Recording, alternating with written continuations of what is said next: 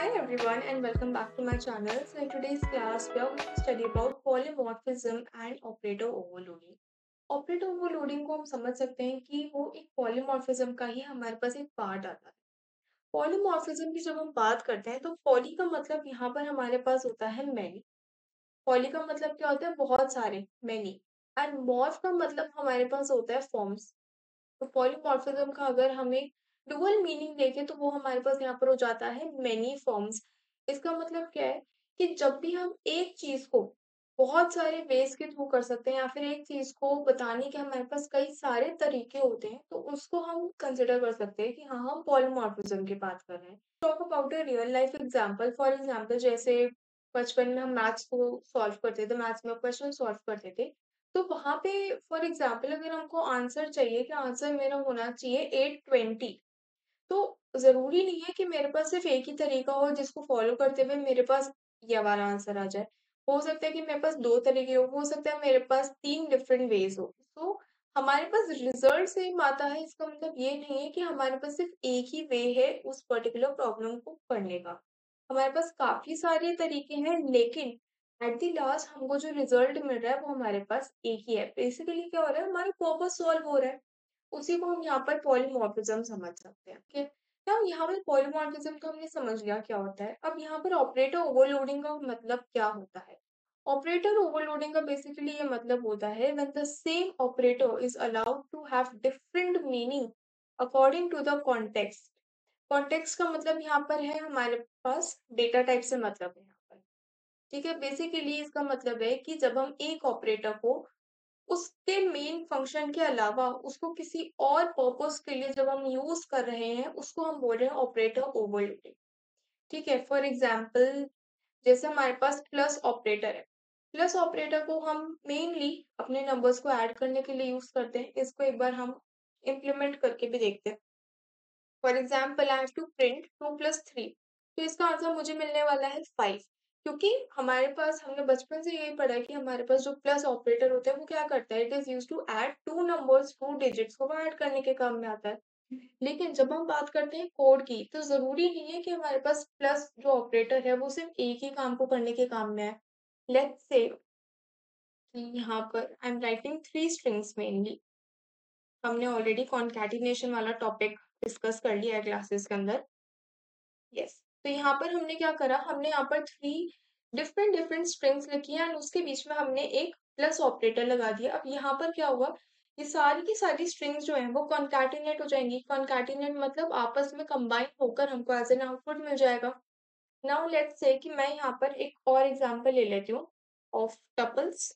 Tuples तो हम कुछ इस तरीके से लिख सकते हैं यहाँ पर, एंड इसी के साथ साथ हम एक और टपल बनाएंगे जिसमें हम 4 एंड 5 को यहाँ पर मेंशन करेंगे। ठीक है, नाउ यहाँ पर बेसिकली होगा क्या, जब हम फर्स्ट वाले प्रिंट स्टेटमेंट को एग्जीक्यूट करेंगे तो इसका हमको एडिशन मिलेगा, दैट वुड बी 5। यहाँ पर हमको 5 मिलेगा। जब हम सेकंड स्टेटमेंट को प्रिंट करवाएंगे तो ये जो तीनों के तीनों स्ट्रिंग्स है ये आपस में कॉन्कैटिनेट होकर हमको रिजल्ट मिल जाएगा real CS lectures. Third statement को जब हम यहाँ पर प्रिंट करवाएंगे तो हमारे पास ये दोनों ही टपल्स कंबाइन होकर एक सिंगल टपल हमारे पास यहाँ पर फॉर्म कर रहे होंगे। इसको एक बार एग्जीक्यूट करवाते हैं। हमारे पास वही हुआ, 2 + 3 हमको 5 दे रहा है। एंड यहाँ पर हमारे पास स्ट्रिंग कॉन्कैटिनेट हो गई है। एंड यहाँ पर हमारे पास क्या हुआ, टपल जो हमारे पास 2 टपल्स हमने लिख रखे थे वो मर्ज हो गए बेसिकली यहाँ पर, और उन्होंने क्या करा, एक हमारे पास टपल यहाँ पर रिटर्न करवा कर दे दिया। इसका मतलब हम समझ सकते हैं कि इन तीनों ही स्टेटमेंट्स के लिए हमारा जो प्लस ऑपरेटर है उसकी डेफिनेशन डिफरेंट तरीके से यहाँ पर डिफाइन कर रखी है। जैसे अगर मैं यहाँ पर प्रिंट कर रहा हूँ टाइप ऑफ, अगर मैं यहाँ पर 2 का टाइप यहाँ पर सिंपली इफ आई प्रिंट, तो मेरे पास यहाँ पर रिटर्न होगा इंटीजर क्लास। इसका मतलब क्या है कि मेरे पास ये जो भी होते हैं 1 2 -1 -2, ये जितने भी मेरे पास नंबर्स हैं ये कौन सी क्लास को बिलोंग कर रहे हैं, ये इंटीजर क्लास को बिलोंग कर रहे हैं। तो अगर हमारे पास क्लास एग्जिस्ट करती है तो ऑब्जेक्ट भी एग्जिस्ट करता है। अगर ऑब्जेक्ट नहीं एग्जिस्ट करता है तो उस क्लास को हम यूज ही नहीं कर सकते। इसने हमको यहाँ पर रिटर्न करके दिया है कि आपने जो यहाँ पर जिसका टाइप आप पूछ रहे हो ये क्लास टाइप का है। तो इसका मतलब क्या हुआ, हमारे पास ये जो 2 एंड 3 है ये बेसिकली हमारे पास इस इंटीजर क्लास के ऑब्जेक्ट्स की तरह यहाँ पर काम कर रहे हैं। ठीक है, अगर इसको यहाँ पर हम कमेंट आउट कर दें एंड वापस से हम टाइप प्रिंट करवाते हैं, लेट्स से ऑफ CS। यहाँ पर हम टाइप प्रिंट करवाना चाहते हैं कि CS का यहाँ पर क्या टाइप है। तो यहाँ पर हमारे पास प्रिंट हो जाएगा that it is of class string. इसका मतलब क्या है कि यहाँ पर जो हमने डबल कोट्स के अंदर हमने जो भी स्टेटमेंट्स लिख रखे हैं वो हमारे पास स्ट्रिंग क्लास के अंडर बिलोंग करते हैं। एंड यहाँ पर हमने जो छोटी छोटी स्ट्रिंग्स यहाँ पर मेंशन कर रखी है, बेसिकली ये क्या है, हमारी स्ट्रिंग क्लास के ऑब्जेक्ट्स की तरह यहाँ पर काम कर रहे हैं। नाउ लेट्स से कि हम इसका भी एक बार टाइप प्रिंट करवा कर देख लेते हैं। ठीक है, सेव एंड एग्जीक्यूट। तो ये हमको देगा कि ये कौन सी क्लास है, ये टपल क्लास है और ये जो हमारे पास स्टेटमेंट्स है ये बेसिकली हमारे पास ऑब्जेक्ट्स की तरह यहाँ पर काम कर रहे हैं। इसका मतलब हम यहाँ पर बोल सकते हैं कि हमारे पास यहाँ पर जो हमने प्लस ऑपरेटर को यूज करा है उसका यहाँ पर सिर्फ एक ही फंक्शन नहीं है जो कि हमारे पास मेनली होता है कि हम नंबर्स को ऐड करने के लिए यूज करते हैं, लेकिन हम यहाँ पर प्लस को यूज कर रहे हैं कॉन्कैटिनेट करने के लिए किसी भी स्ट्रिंग को। हम यहाँ पर स्ट्रिंग को यूज कर रहे हैं अपने टपल्स को यहाँ पर मर्ज करने के लिए। अब अगर यहाँ पर हम लिस्ट को भी कंसिडर करेंगे तो वह यहाँ पर हमको लिस्ट भी मर्ज कर कर हमको यहाँ पर प्रिंट होकर दे देगा। इसका मतलब क्या है कि हमारे पास ये जो डिफरेंट डिफरेंट क्लासेस है, हमारे पास ये जो डिफरेंट डिफरेंट डेटा टाइप्स है, इसके अंदर बेसिकली हमारे जो प्लस की डेफिनेशन है, प्लस ऑपरेटर की जो डेफिनेशन है वो डिफरेंटली यहाँ पर डिफाइन कर रखी है। किस तरीके से डिफाइन कर रखी है उसको हम कुछ इस तरीके से समझ सकते हैं कि अगर मेरे पास इंटीजर टाइप का कोई भी ऑब्जेक्ट आता है तो मुझे उनको सिंपली ऐड कर देना है। 2+3 अगर मैंने लिया तो मुझे आउटपुट में 5 मिलना चाहिए। ठीक है, और अगर मैंने यहाँ पर लेट्स से कोई स्ट्रिंग ले ली तो स्ट्रिंग में मुझे कोई भी एडिशन नहीं करना है, मुझे क्या करना है, मुझे कॉन्कैटिनेशन करना है। एक स्ट्रिंग के बाद दूसरी स्ट्रिंग को यहाँ पर ऐड कर देना है। टपल्स में मुझे क्या करना है, मुझे दो टपल्स को यहाँ पर मर्ज करके देना है। अब अगर यहाँ पर हम टपल्स को और थोड़ा ध्यान से देखें तो यहाँ पर प्लस का मतलब एक ये भी हो सकता है कि 1+4 हो रहा है, या फिर 2+5 हो रहा है, या फिर 3+5 हो रहा है। कुछ इस तरीके से भी तो हो सकता था, लेकिन ऐसा नहीं हुआ। बल्कि यहाँ पर हमको ये दोनों ही जो टपल्स हैं वो मर्ज कर कर यहाँ पर मिल गए। इनका कोई बेसिकली हम जो एडिशन परफॉर्म करते हैं वो वाला एडिशन यहाँ पर परफॉर्म नहीं हुआ। ठीक है, नाउ हमारे पास ये जो क्लासेस हैं, जो हमारे पास इंटीजर क्लास हो गई, स्ट्रिंग क्लास हो गई, टपल क्लास हो गई, या फिर हम बोल सकते हैं लिस्ट क्लास हो गई, तो ये सारी की सारी क्लासेस ऑलरेडी पाइथन के अंदर डिफाइंड है। क्लासेस डिफाइंड है और इनके ऑब्जेक्ट्स भी डिफाइंड है।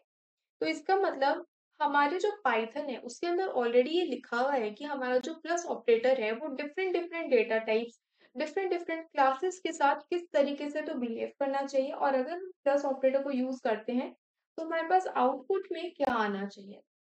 क्या हम इसी फंडामेंटल लॉजिक को यूज कर करके हम अपनी भी क्लासेस क्रिएट कर सकते हैं। जैसे अभी तक हम एक एग्जांपल लेते हुए आए हैं क्लास स्टूडेंट। तो क्लास स्टूडेंट क्या है, स्टूडेंट नाम की हमने क्लास डिफाइन करी है, उसके अंदर जो भी हम मेथड्स बनाते हैं वो हम अपने मन से बनाते हैं। हम अपनी रिक्वायरमेंट के थ्रू वो मेथड्स को बनाते हैं। जो भी हमको काम परफॉर्म करवाना है हम वो पूरा का पूरा लॉजिक वहां पर डिफाइन करते हैं कि मैं क्या चाहती हूँ कि कौन सा काम हमारे पास परफॉर्म होना चाहिए। तो सेम प्रोसेस हम भी फॉलो कर सकते हैं और हम भी अपनी जो भी क्लासेस हम डिफाइन करेंगे, डिक्लेयर करेंगे, उनके लिए हम ऑपरेटर ओवरलोडिंग को यहाँ पर लिख सकते हैं। अभी तक हमने जो ओवरलोडिंग की बात करी उसको हम बोल सकते हैं इम्प्लिसिट ओवरलोडिंग, मतलब पाइथन ऑलरेडी हमको ये करके देता है। हमको यहाँ पर अलग से कोई लॉजिक डिफाइन नहीं करना पड़ता कि अगर मैं कोई टपल्स को ऐड करना चाहती हूँ तो वो ऐड नहीं, वो बेसिकली मर्ज होने चाहिए। यहाँ पर हमने कोई भी ऐसा लॉजिक नहीं लिखा है, यहाँ पर हमने बस एक सिंगल स्टेटमेंट लिखा है जिसका हमको क्या मिला, एक सिंगल आउटपुट मिला, दोनों के दोनों टपल्स हमारे पास मर्ज होकर हमको आ गए। ठीक है, नाउ क्लास बनाने के लिए हमको एक छोटा सा एग्जाम्पल यहाँ पर कंसिडर करना पड़ेगा। नाउ एग्जाम्पल कंसिडर करने से पहले I would like you to understand the concept of complex numbers. Complex numbers अब जितना सुनने में कॉम्प्लेक्स लग रहा है, एक्चुअली में उतना कॉम्प्लेक्स है नहीं। If you have studied mathematics in your 11th और 12th स्टैंडर्ड तो आपको पता होगा कि कॉम्प्लेक्स नंबर्स क्या होते हैं। And if you are totally new to this stream, if you are not aware of what complex numbers are, no need to worry, मैं आपको एक जनरल ओवरव्यू दे देती हूँ जो हमारे काम में आने वाला है। बहुत ज्यादा डिटेल में हम नहीं जाएंगे। ठीक है, तो जब भी हम बात करते हैं कॉम्प्लेक्स नंबर्स की, कॉम्प्लेक्स नंबर्स, तो बेसिकली कॉम्प्लेक्स नंबर से पहले हमको ये समझना पड़ेगा कि हमारे पास रियल नंबर्स कौन से होते हैं। रियल नंबर्स आई थिंक हम सभी को पता है। रियल नंबर्स बोल सकते हैं या फिर हम बोल सकते हैं जो हम नॉर्मल नंबर्स को यूज करते हैं।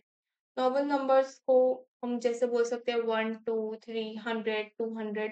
ऐसे जो हमारे पास नंबर्स होते हैं उनको हम यहाँ पर हम रियल नंबर्स बोलते हैं। इसके अंदर हम पॉजिटिव भी ले लेते हैं, नेगेटिव भी ले लेते हैं, और कोई डेसिमल वैल्यूज हैं तो उनको भी यहाँ पर हम कंसिडर कर सकते हैं। पॉजिटिव वैल्यूज के अंदर अगर मुझे यहाँ पर कंसिडर करना हुआ, सो आई वुड से 1 2 3 हो गया। नेगेटिव में लेट्स से -10 हो गया। डेसिमल में हमारे पास बहुत कॉमन एग्जांपल है the value of pi which is 3.14। तो ये एग्जांपल्स हमारे पास दिमाग में आते हैं। तो ये तो हो गए हमारे पास real numbers. Real numbers basically वो नंबर्स होते हैं जो कि एक्चुअली में एग्जिस्ट करते हैं। दीज आर काउंटेबल एंटिटीज, इनको हम काउंट कर सकते हैं।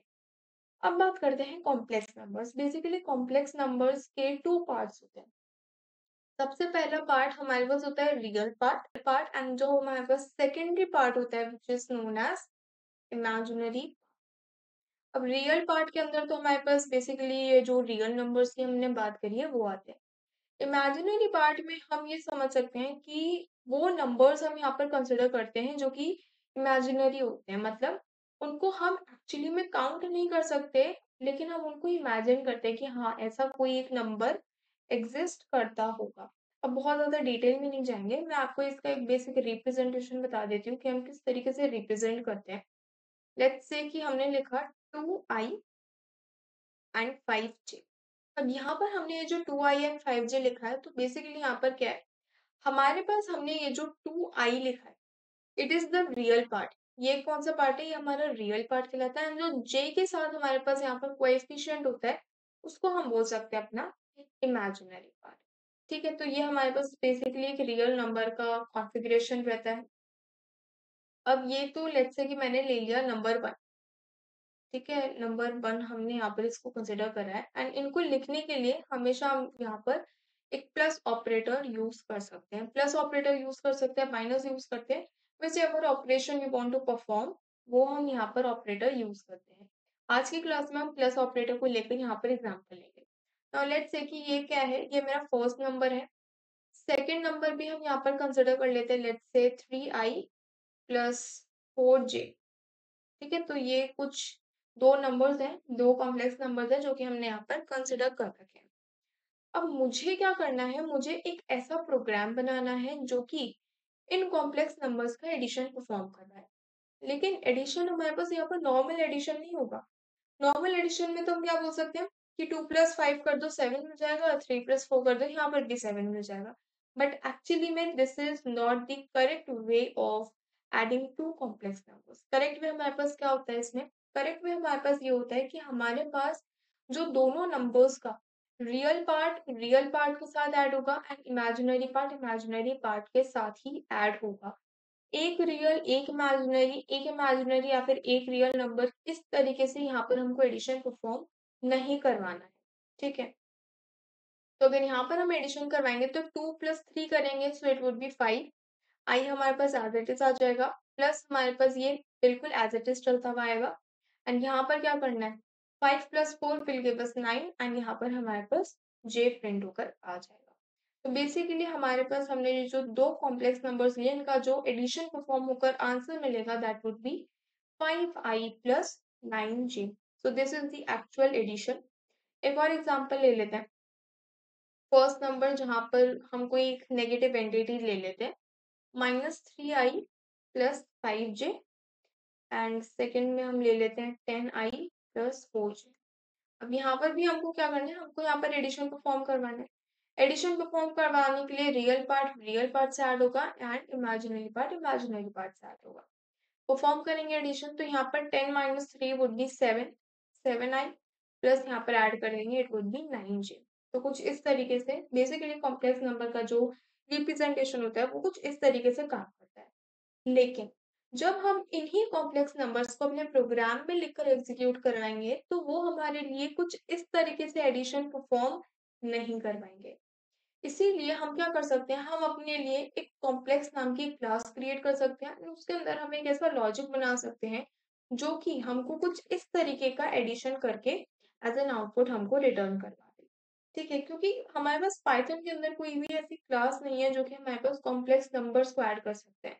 अभी तक हमने इंटीजर की बात करी, स्ट्रिंग्स की बात करी, लिस्ट की बात करी, तो वहां पर ऑलरेडी पता है, पाइथन को पता है कि हाँ, अगर प्लस को यूज करा जाएगा तो किस तरीके से रिएक्ट करना है, किस तरीके से रिजल्ट्स जनरेट होंगे। लेकिन कॉम्प्लेक्स नंबर्स के लिए कुछ भी नहीं पता है, तो हमको पाइथन को बताना पड़ेगा कि हम क्या चाहते हैं कि आप हमारे जो भी कॉम्प्लेक्स नंबर की क्लास हो, तो उसके साथ आप क्या परफॉर्म करवाओ। तो यहाँ पे हम एक क्लास बना लेते हैं सबसे पहले। क्लास का नाम हम यहाँ पर रख सकते हैं अपना कॉम्प्लेक्स।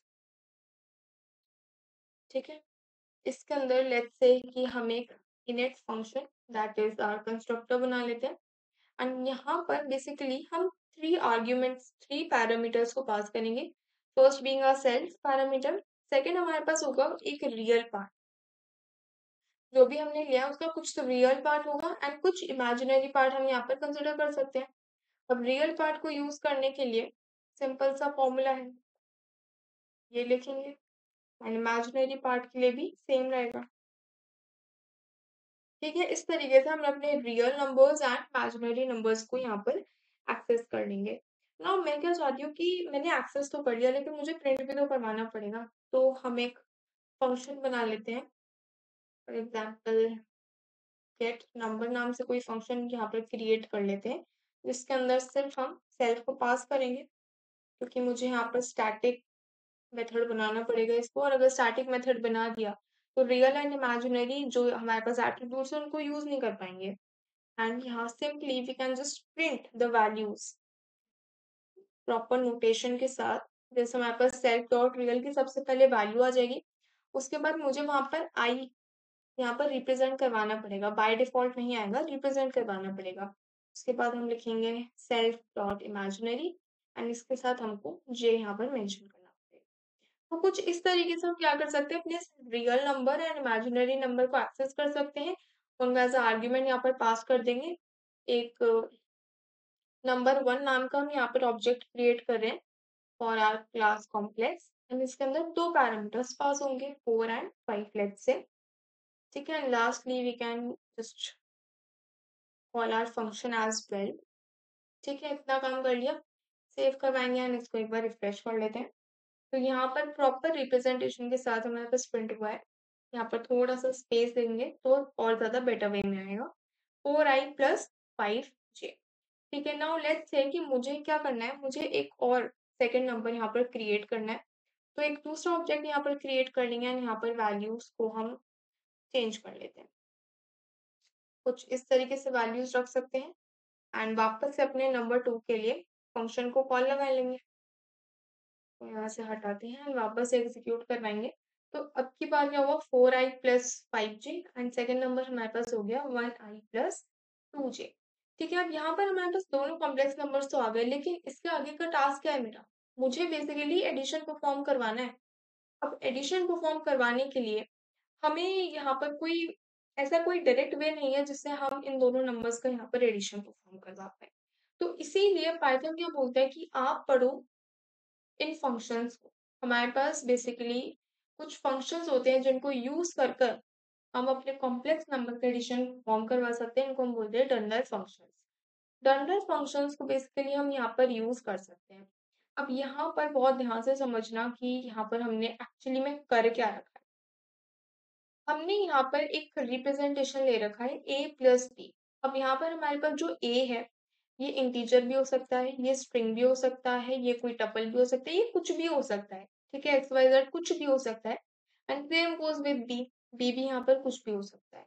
तो जब भी यहाँ पर हम कोई भी एडिशन परफॉर्म करवाते हैं, तो बेसिकली यहाँ पर होता क्या है, फॉर एन ऑब्जेक्ट ए, हमारे पास ये जो ऑब्जेक्ट है ए, इसके लिए एक फंक्शन कॉल होता है underscore underscore add underscore underscore नाम से। अच्छा, एक और बात, हमारे पास ये जो डंडर फंक्शंस होते हैं, इसका बेसिकली हमारे पास फुल फॉर्म होता है डबल अंडरस्कोर।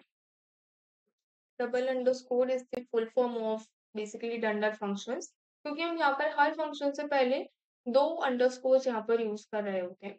नाउ यहाँ पर होता क्या है, फॉर अ ऑब्जेक्ट ए, यहाँ पर हमारे पास जो ए है it is acting as an object and इसके लिए हम क्या कर रहे हैं, एक फंक्शन को कॉल कर रहे हैं जिसके अंदर हमारे पास एक और नंबर यहाँ पर पास होता है एंड ये पर्टिकुलर नंबर जाकर क्या करता है, इसके अंदर हमारा जो ऑब्जेक्ट हमने ऑलरेडी क्रिएट कर रखा है, ए ऑब्जेक्ट, इसके अंदर ये वैल्यू यहाँ पर कर देता है, ये ऐड। ठीक है। अब वो किस तरीके से ऐड होती है, being a integer, being a string, being a tuple और बीइंग अ लिस्ट, वो हमारे पास अलग से डिफाइंड होता है ऑलरेडी इस फंक्शन की डेफिनेशन के अंदर। ठीक है। अगर यहाँ पर मुझे डंडर फंक्शंस को यूज करना हो तो मैं किस तरीके से यहाँ पर यूज करूंगी। यहाँ पर बेसिकली सबसे पहले हम काम क्या कर सकते हैं ना, लेट्स से कि मुझे एक ऐसा फंक्शन बनाना है जो कि इन दो नंबर्स को ऐड करे। लेट्स से कि अभी मेरे पास कोई भी ऐसा डंडर फंक्शन नाम का कॉन्सेप्ट एग्जिस्ट नहीं करता है, मुझे सिंपल एडिशन परफॉर्म करवाना है। सिंपल एडिशन परफॉर्म करवाने के लिए एक फंक्शन बना लेते हैं, ऐड नेम से फंक्शन बना लेते हैं एंड यहाँ पर सेल्फ पास करेंगे एंड हमारा जो नंबर 2 है वो पास करेंगे। क्योंकि अभी अभी हमने क्या बोला, यहाँ पर हमारे पास जब हम सेल्फ पास कर रहे हैं तो सेल्फ का मतलब क्या है कि मेरा जो नंबर 1 है वो ऑलरेडी यहाँ पास हो रहा है एंड नंबर 2 मुझे उस फर्स्ट नंबर के अंदर ऐड करवाना है। ठीक है। तो यहाँ पर हमने ये फंक्शन को क्रिएट कर लिया। नाउ लेट्स से कि मेरे पास एक नया रियल नंबर क्रिएट होता है। कब क्रिएट होता है, when I am adding the two real numbers. इसको हम यहाँ से समझते हैं। जैसे हमने अभी अभी एग्जाम्पल देखा था कि हमारे पास दो कॉम्प्लेक्स नंबर्स है, तो ये तो मेरे पास num1 का रियल पार्ट है और ये num2 का रियल पार्ट है। तो मुझे इन दोनों पार्ट्स को एक्सेस करना पड़ेगा। num1 के पार्ट को मैं किस तरीके से एक्सेस कर सकती हूँ, सेल्फ डॉट रियल करके एक्सेस कर सकती हूँ एंड num2 के रियल पार्ट को एक्सेस करने के लिए I have to write num2 dot real. तो इस तरीके से हम एक्सेस कर सकते हैं। So we can simply write self dot real. उसके अंदर मुझे किसको ऐड करवाना है, मुझे num2 के रियल पार्ट को यहाँ पर ऐड करवाना है। Now same goes with the imaginary part also. Self dot imaginary के अंदर हमको क्या करना है, हमको अपने num2 का इमेजिनरी पार्ट यहाँ पर ऐड करवाना है। इसको हटा देते हैं। ठीक है। बेसिकली हमको ये परफॉर्म करवाना है ऑपरेशन अपने फंक्शन के अंदर।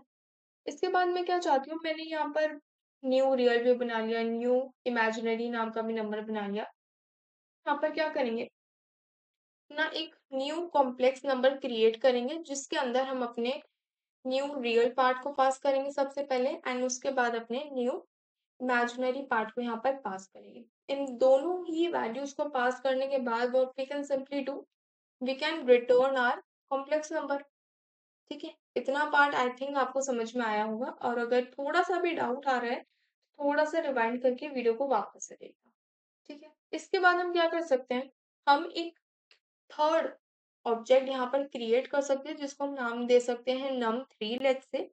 और इसके अंदर मैं क्या चाहती हूँ, अब डंडर फंक्शंस के थोड़ा सा सिंटैक्स फॉलो करते हुए अगर हम चले यहाँ पर, तो यहाँ पर simply I right the first name of my object which is num1।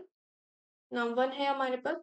उसके बाद हम ऐड फंक्शन को लिखेंगे एंड यहाँ पर हम अपना num2 बेसिकली यहाँ पर पास कर रहे हैं एंड बाद में यहाँ पर हमको num3 डॉट गेट नंबर नाम का जो हमारे पास फंक्शन हमने लिख रखा है वो यहाँ पर प्रिंट करवाना है। तो बेसिकली क्या हो रहा है, यहाँ पर जो भी हमारे पास न्यू वैल्यूज है वो हमारे पास ऑटोमेटिकली यहाँ पर आ जाएंगी और यहाँ पर जब वो वैल्यूज आ जाएंगे तो यहाँ पर वो प्रिंट भी हमारे पास होकर आ जाएगा। इसको एक बार सेव करते हैं, रिफ्रेश करते हैं। तो यहाँ पर सबसे पहले जो नंबर्स हमने लिए that is 4i and 5j। Second number is i1 sorry 1i and 2j and यहाँ पर हमारे पास 4i एंड 1i का जब एडिशन करा तो it comes out to be 5i and 5j and 2j का जब हमने एडिशन करा it's coming out to be 7j। तो हमारे पास यहाँ पर एडिशन तो परफॉर्म हो रहा है, इतनी बात तो क्लियर है। ठीक है। बट लेट्स से कि मुझे ना ये पूरा का पूरा सिंटैक्स नहीं लिखना है यहाँ पर, मुझे ये नहीं चाहिए कि नहीं मुझे पूरा का पूरा फंक्शन यहाँ पर लिखना पड़े एंड देन मुझे उसको यूज करना पड़े। फिर मैं यहाँ पर इस फंक्शन को कॉलिंग की जगह यहाँ पर I simply write num1 plus num2। तो क्या मुझे यहाँ पर कोई एरर आनी चाहिए या फिर ये सिंपली जैसे पहले एग्जीक्यूट करा था वैसे एग्जीक्यूट हो जाना चाहिए। वैसे तो एग्जीक्यूट नहीं हो रहा। क्या एरर दे रहा है, ये एरर दे रहा है unsupported operand types for plus complex and complex. Okay.